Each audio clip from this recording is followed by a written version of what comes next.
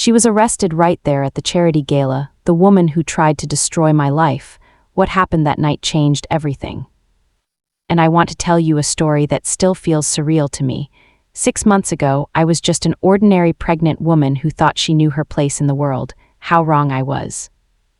It all started at that charity gala for Children's Hospital in Beverly Hills. I didn't want to go alone, especially 7 months pregnant, but my husband had to fly to Tokyo last minute for urgent business with Sterling Tech Industries.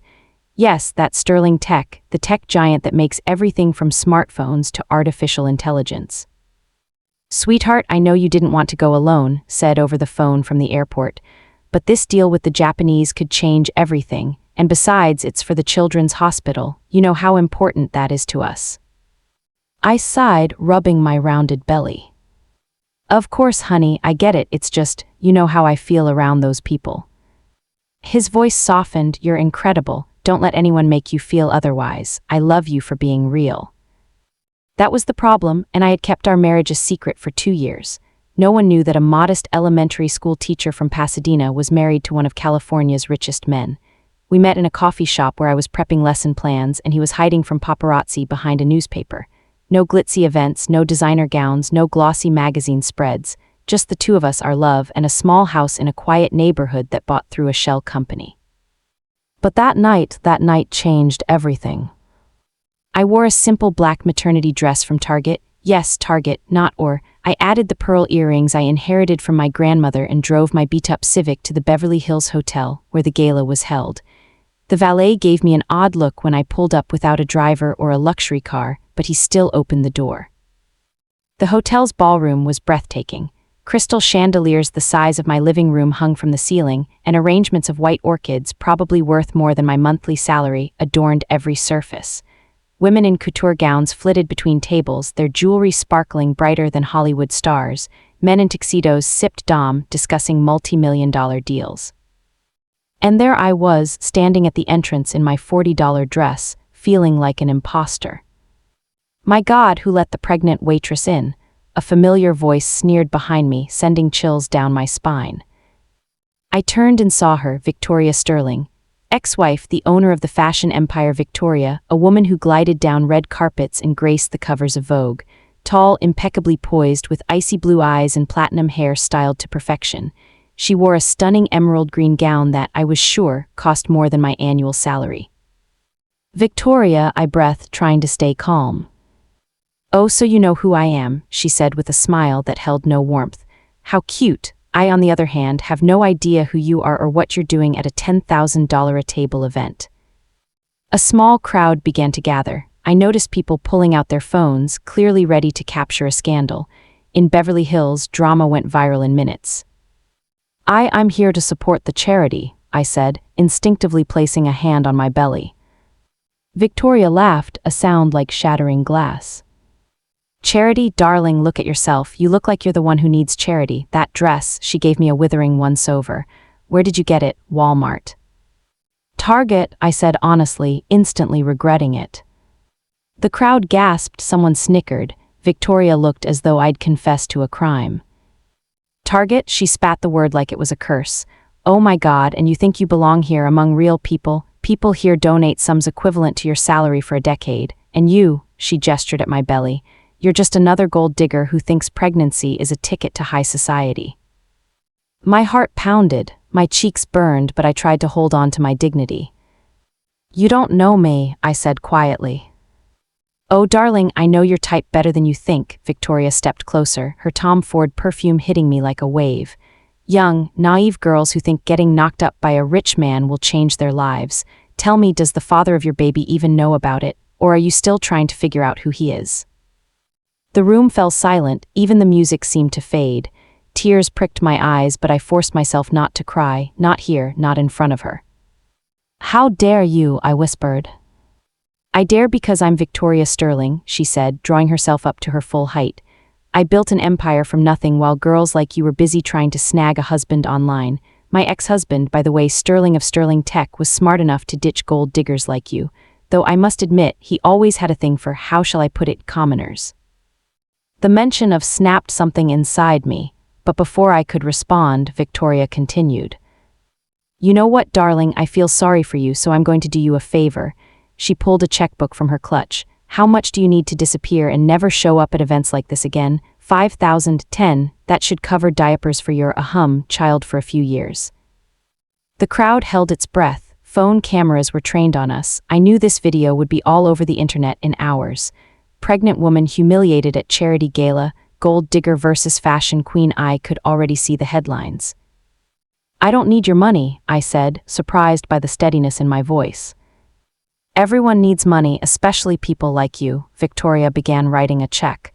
Oh, wait, can you even read? Maybe I should give you cash instead. A few people in the crowd laughed. I felt like an animal in a zoo, gawked at for sport. Enough, I said louder now. Oh, the mouse has teeth, Victoria raised an eyebrow. How adorable, but you know what, darling? In the real world, fairy tales do happen. Princes don't rescue Cinderellas in Target dresses, so take the money and... My phone rang, cutting her off. Moonlight Sonata, the special ringtone set for himself early in our relationship. Don't you dare answer that phone while I'm talking to you, Victoria snapped. But I had already pressed the green button. Hey honey, I said, deliberately putting the call on speaker. Sweetheart, how's the gala going? His voice echoed through the room. I'm so sorry I couldn't make it, but the Tokyo meeting ran long. How are you feeling? Not too tired? The doctor said you need more rest at this stage. Victoria's face began to pale. She recognized his voice. Of course she did, they'd been married for 5 years. I'm okay, I said, locking eyes with Victoria. Just ran into an interesting woman here, Victoria Sterling, your ex-wife. A long, heavy silence followed, so thick you could hear the heartbeats in the room. Victoria's there, his voice turned cold. What's she doing? Oh, nothing special, I said, giving Victoria my sweetest smile. Just offering me money to leave because she thinks gold diggers like me don't belong at events like this. She what? Shout was so loud it startled a few people. Put her on the phone, now. Victoria took a step back, shaking her head.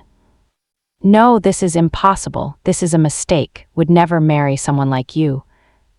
Someone like me, I held out the phone. Why don't you ask him yourself? With a trembling hand, Victoria took the phone. Is this true? Her voice wavered for the first time that night. Victoria's tone was ice cold. Is my wife, has been for 2 years, and if you so much as lay a finger on her, if you say one more cruel word to her, I'll personally make sure your career ends faster than you can say bankruptcy. The phone slipped from Victoria's hand and clattered onto the marble floor. This is impossible, she whispered. I checked, my people were watching, you couldn't have gotten married without me knowing. Your people, I repeated, you were spying on your ex-husband. That's not, Victoria scrambled for words. Mommy, a small voice piped up beside us. I turned and saw a beautiful 8-year-old girl in a frilly pink dress. Sophie, Victoria's daughter, the girl Victoria always presented as, though had told me he was never certain of her paternity. Sophie, go to the nanny, Victoria said sharply. But Mommy, why are you yelling? Why is everyone staring? The girl clung to her mother, frightened. My heart ached for her. No matter how awful Victoria was, Sophie was an innocent child who didn't deserve to be caught in this mess. Sophie, I said softly, crouching as much as my belly allowed, don't worry. Sometimes grown-ups talk loudly, but it doesn't mean anything bad is happening. Don't you dare speak to my daughter, Victoria shrieked. Victoria's voice boomed from the phone's speaker, which someone in the crowd had picked up and held aloft. I'm flying back right now, and when I get there we're going to have a very serious conversation about a lot of things. Oh please, I can explain. Explain what? That you're humiliating my pregnant wife, that you bribed my office security to spy on me, that you used Sophie too. Stop, Victoria screamed. Don't you dare talk about Sophie. And you don't dare use a child in your games, shot back. By the way, Victoria, have you gotten the DNA test results yet? Victoria's face turned white as chalk. What DNA test? She whispered. The one I ordered 3 years ago when I found receipts for your visits to a fertility clinic 2 months before our divorce. The test that proved Sophie isn't mine. The crowd gasped. Someone let out a small cry. Sophie looked around, confused, clearly not understanding what was being discussed. That's not true," Victoria stammered. "You're lying, you." "I didn't say anything all these years because I didn't want to hurt a child, but now that you've decided to attack my family's voice grew even colder. "Michael Thorne from Genesis Genetic Labs is ready to testify under oath. Want me to ask him to come there right now?" "Mommy," Sophie tugged at her mother's dress. "Mommy, what's he talking about?"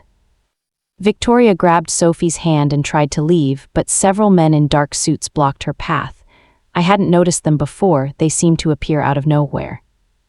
"Mrs. Sterling," one of them said, flashing a badge, "Agent Johnson, FBI, we need to have a word with you." "The FBI," Victoria stumbled back. "This is a mistake." "No mistake," a familiar voice said. I turned and saw my husband stood in the doorway, still in his business suit, clearly fresh off a plane. His dark hair was disheveled, his tie loosened, but his green eyes burned with a fury I'd never seen before.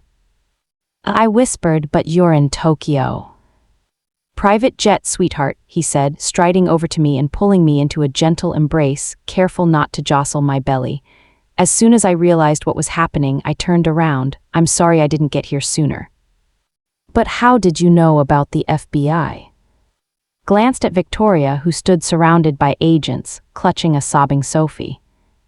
I've suspected for a while that Victoria was using stolen designs. Today my lawyers finally got the evidence. "Victoria, you didn't just steal from up-and-coming designers. You stole smart fabric technology from Sterling Tech. Our patented designs somehow ended up in your latest collection." "That's not true," Victoria screamed. "I never." "Agent Johnson," said to the FBI agent, "I think you'll be interested in the bank transfers to Swiss accounts and the correspondence with factories in Bangladesh. All the documents have been sent to the prosecutor." "Please," Victoria tried to step toward him, but the agents held her back. "For Sophie, for what we had." "There was never anything between us but a marriage of convenience," said coldly. "And Sophie deserves to know the truth about her real father. Doctor from Cedars-Sinai would love to meet her." Victoria collapsed into a chair, as if her legs had given out. "Doctor," she whispered, "but he promised he wouldn't tell anyone." "He didn't, but bank records don't lie, especially the payments you made to keep him quiet about the artificial insemination." Sophie cried harder. My heart broke watching her. She was an innocent girl caught in her mother's manipulations. "Sophie," I said gently, stepping toward her, "would you like me to take you to your nanny? The grown-ups need to talk about boring grown-up stuff." Sniffling, Sophie nodded. I took her hand and led her to a young woman, Sophie's nanny, who was waiting nearby. "Mrs. Sterling," Agent Johnson said, snapping handcuffs on Victoria, "you're under arrest for suspected corporate espionage, theft of intellectual property, and money laundering. You have the right to remain silent." I stopped listening, was holding me, and for the first time that night I felt safe. "I'm sorry," he whispered in my ear. "I'm so sorry you had to go through this. I should seen it coming." "You couldn't have known," I said. "No one could." "Ladies and," the gala's host called out, "let's continue our evening. After all, we're here for the children." The crowd dispersed, murmuring about what they'd witnessed. I caught snippets. "I can't believe it. Always knew something was off with her. Poor kid." I said, "What's going to happen to Sophie?" "Doctor is a good man. He's wanted to meet his daughter for years, but Victoria wouldn't allow it. Now Sophie has a chance to know her real father." We left the hotel into the cool Los Angeles night. Paparazzi were already gathered at the entrance but led me through a service exit. "Tomorrow, every paper will be talking about this," I said. "Let them talk," replied. "I'm done hiding. I want the world to know you're my wife. I'm prouder of you than I am of all my companies combined." "But the media, the photographers, all the chaos." "We'll handle it," he said, stopping to face me. "You were incredible tonight. You didn't let her break you. You held your head high with so much dignity." "I was terrified," I admitted. "The whole time I was thinking about what would happen if that video got online and my students saw it." "That video won't get online," said with a grin. "I bought every phone in the room, every single one, for a very good price." I laughed for the first time that night. "You bought their phones?" And I promised to donate an extra $1 million to the hospital if no one leaks the details to the press. After all, it's a private matter. We drove home in silence, holding hands. I thought about everything that had happened and realized life would never be the same. 6 months later, I'm sitting in the nursery, feeding our daughter, Emma, and thinking about how strange life can be. Victoria was sentenced to 5 years in prison for corporate espionage. Victoria went bankrupt a month after her arrest. All assets were sold off, with the proceeds going to compensate affected designers. Sophie now lives with Doctor and his wife. She visits us on weekends. Surprisingly, we've become friends. She loves being a big sister to Emma, even though they're not technically related. Aunt, she said last week, was my mom bad? It was a tough question. How do you explain to an 8-year-old that her mother hurt people? Your mom did bad things, I said carefully, but that doesn't mean she's a bad mom. She loves you. Sometimes grown-ups make mistakes. Big mistakes, Sophie said with a wisdom beyond her years. Yes, big mistakes. And I no longer hide our marriage. Sure, the paparazzi follow us sometimes, and the internet is full of theories about how a simple teacher snagged a billionaire. But you know what? I don't care. I know the truth. We know the truth. And the truth is, love has nothing to do with money or status. The truth is, kindness always triumphs over cruelty. And the truth is, karma really does exist, and it has a way of teaching the right lessons at the right time. The phone rings. It's my mom. Honey, I saw the news. Donated another $5 million to the hospital. Yes, Mom, in honor of Emma's birth. And how's that woman, Victoria? She can't hurt anyone anymore, I say, rocking Emma, and Sophie's happy with her dad. Good, and you, are you happy? I look out the window where he's playing in the yard with our dogs, 2 golden retrievers we adopted from a shelter. Soon he'll come inside, kiss me and Emma, and we'll have dinner as a normal family. Not a billionaire and a teacher, not a prince and a Cinderella, just a husband, a wife, and their child. Yes, Mom, I say, I'm happy. And you know what? It's true. After everything we went through, the humiliation, the drama, the arrests, the trials, we're happy. Because, as told me that night after the gala, it doesn't matter what you're wearing or where you came from. All that matters is who you are inside, and you are the most incredible person I know. Epilogue 2 years later. Today is a special day, not because it's the anniversary of that fateful gala, though that date will always be a turning point in our lives. Today is special because we're opening the Emma Sterling Education Center. Aunt, look, Sophie runs toward me through the new building's hallway, waving a tablet. I made a presentation about how technology helps kids learn. At 10 years old, Sophie speaks 3 languages and codes better than some college students. Doctor has been an incredible father, patient, loving, and wise.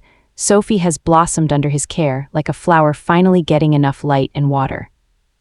That's amazing, sweetheart, I say, scrolling through her work. Papa will be so proud. Where, Uncle? He promised to show me the new robots. In the lab, I reply, but first, the opening ceremony. The education center is a dream and I have nurtured for 2 years. After everything with Victoria, we realized how crucial it is to give kids from all backgrounds equal opportunities to learn. Here, children from wealthy Beverly Hills families will study alongside kids from low-income neighborhoods in Los Angeles. Together, they'll explore science, art, technology, everything that will help them become better. Mrs. Sterling, a young journalist, says to me, "Can you tell us about the center's vision?" I'm still surprised when people call me Mrs. Sterling, though I've gotten used to it. After that night, and I decided to live openly. Yes, it's brought challenges, paparazzi, society events, the need to dress the part, but we've adapted. The idea is simple, I say. Every child deserves the best education, no matter how much money their parents have. We want to break down barriers between social classes and show kids that their background doesn't define their future. And how do you respond to critics who say this is just a PR stunt after the Victoria Sterling scandal? Appears beside me as always, right when I need him. He takes my hand, a gesture that's become second nature over the years. Criticism is fine, he says, but results speak for themselves. In 2 years of preparation, we've already helped 100 kids get into top universities. We've created scholarship programs that cover not just tuition but housing, food, and supplies. This isn't PR, it's our life's mission. The journalist nods and moves on to other questions, but my attention shifts to a familiar figure at the entrance, Victoria. She looks completely different. Her hair is in a simple ponytail and she's wearing a modest blue suit, nothing like the glamorous woman I remember. 2 years in prison have changed her. "Excuse me," I say to the journalist and head toward the entrance. Victoria says hesitantly, I don't know if I have the right to be here." "You have the right to be anywhere as long as you're not hurting anyone," I say gently. "I came to see Sophie and to apologize to you, a real apology. Over the past 2 years, I've thought a lot about Victoria. My anger has faded, replaced by something more complex, understanding. Victoria was a product of a system that tells women their worth depends on the men beside them, their looks, their status. She lost herself chasing others' expectations and in the end lost everything. What you did that night was wrong, I say, but I understand why." "You do," she looks at me surprised. "You were scared of being replaced, scared of losing status, scared of admitting your life was built on lies. Fear makes people do terrible things."